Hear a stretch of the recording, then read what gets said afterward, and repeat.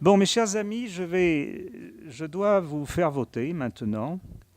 Alors, je vous demande deux choses. La première, c'est que je vous demande de voter vraiment en votre âme et conscience, et indépendamment, comme d'habitude, de ce que vote votre voisin, puisque nous votons à main levée. Sauf si l'un d'entre vous souhaite un vote secret. Le règlement le prévoit. Mais on peut voter. En général, nous votons à main levée. Donc, je vous demande de voter. Soyez comme la commission de la transparence qui est indépendante, soyez indépendant et votez vraiment ce que vous souhaitez voter, premièrement. Deuxièmement, avec toutes les implications que vous avez en tête. Deuxièmement, je vais vous demander un premier vote général d'orientation. Parce qu'en réalité, nous devons voter 4 fois. Il y a 4 médicaments. Et donc, avant de savoir, je ne peux pas vous demander votre avis sur le premier, le donésépine, etc. Donc, j'ai besoin de savoir comment la Commission veut traiter ces médicaments globalement. Et puis après, on passera médicament par médicament comme le règlement l'impose. En sachant que, compte tenu de la date, non, on ne peut pas l'approuver sur table quand même. Nous n'approuverons pas sur table parce qu'il y a quand même à rédiger de manière en fonction de ce que vous allez voter. Donc, tout le monde peut voter, Caroline. Donc, je mets aux voix, je vais mettre aux voix, quelqu'un souhaite-t-il un service médical rendu modéré? Bon, donc je vais mettre aux voix insuffisant ou faible. Alors, pour que ces choses soient bien claires, et je ne prends pas parti quand je vous dis ça, c'est simplement pour que vous sachiez où vous vous engagez.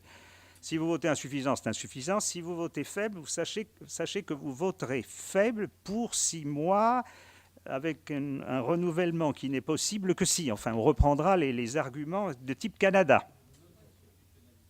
Voilà, et non institutionnalisé.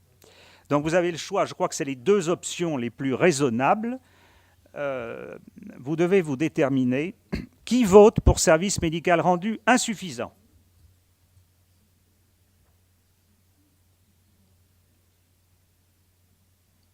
Merci. Qui vote pour service médical rendu faible selon les modalités?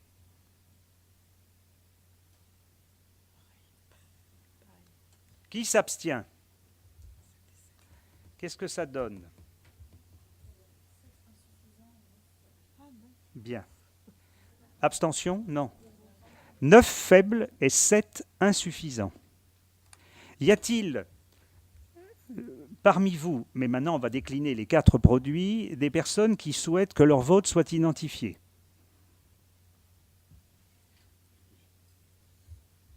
Parfait. Bon, maintenant, mes amis, je vais vous demander de décliner de manière rituelle votre avis sur les 4 produits. Donc, qui vote pour service médical rendu insuffisant pour le premier, le donésépine, autrement dit, l'Aricept? Il faudrait que ce soit le même nombre de voix, autant que possible. Merci. Qui vote pour faible? Merci. Merci infiniment.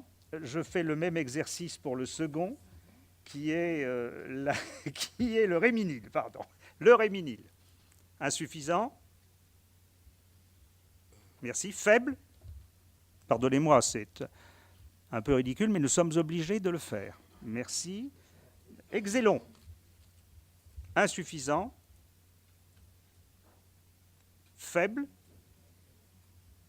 Merci. Ebixa? Insuffisant? Faible? Merci. Abstention? Mes chers amis, un grand merci. ASMR. Écoutez, vraiment, j'ai des scrupules à vous proposer de voter pour une ASMR autre que 5, si vous êtes d'accord. Donc, ceux qui ont voté insuffisant ont le droit, me semble-t-il, de voter pour l'ASMR. Ce n'est pas me semble-t-il, c'est réglementairement autorisé. Et donc, qui est-ce qui vote pour une absence d'ASMR, mais simplement une contribution dans la prise en charge des patients? Merci. Qui s'abstient? Y a-t-il un vote différent? Bon, Caroline, je me tourne vers vous. Est-ce que vous êtes satisfaite, non pas des résultats de la commission, mais de la façon réglementaire dont ça s'est passé? Mes chers amis, nous venons de vivre une matinée assez intense. On n'a pas fait ce... je me tourne, j'ai honte, parce que, vous savez, le président, il est aussi comptable du temps. Et là, je n'ai pas voulu être comptable du temps, vous l'avez compris. Et Anne et notre nouveau directeur ne m'ont pas encore fait les gros yeux, mais ils auraient le droit de le faire. Mais j'ai pensé qu'il fallait passer beaucoup de temps, tout le temps nécessaire, pour cette réévaluation. Je voudrais en conclusion vous dire que pour moi, bien sûr, il va y avoir une approbation de notre projet d'avis. Notre document préparatoire va devenir un projet d'avis que nous approuverons à la prochaine commission, c'est-à-dire, je pense, début septembre. Mais ensuite, la période contradictoire va commencer. Mais vous savez, je ne souhaite en aucune manière m'exprimer sur ce qui va se passer après, puisque nous ne le savons pas. Mais je pense que nous avons passé suffisamment de temps ensemble à débattre pour que notre avis soit étayé et soit solide dans nos esprits. J'apprécie infiniment que nous n'ayons pas eu un vote consensuel. Chacun a pu manifester son option et cela sera connu dans la publication des résultats. On aura bien vu qu'il y a eu un réel débat entre nous sur ce sujet. Je pense qu'il faut que nous ayons en tête ce débat parce que la période contradictoire ne va nous arriver que dans 2 mois, 1 mois et demi, 2 mois. Les auditions, je ne pense pas qu'on les ait avant octobre, novembre. Et je souhaiterais beaucoup, pour des raisons de cohérence, que chacun ait bien en tête, le jour de l'audition, les résultats du débat d'aujourd'hui. Je pense que vous comprenez ce que je veux dire. François.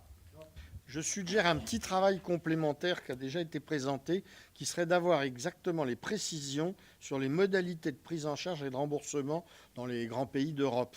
Et en plus, d'essayer d'expliquer les différences de nombre de DDD utilisés, qui sont 3 fois moins en Angleterre, c'est comme d'habitude, que chez... Merci infiniment. En fait, nous les avions, nous. C'est pour ça que je propose que l'on arrête notre séance et par conséquent, nous pouvons arrêter. Tout est terminé. Nous pouvons arrêter l'enregistrement. Merci beaucoup.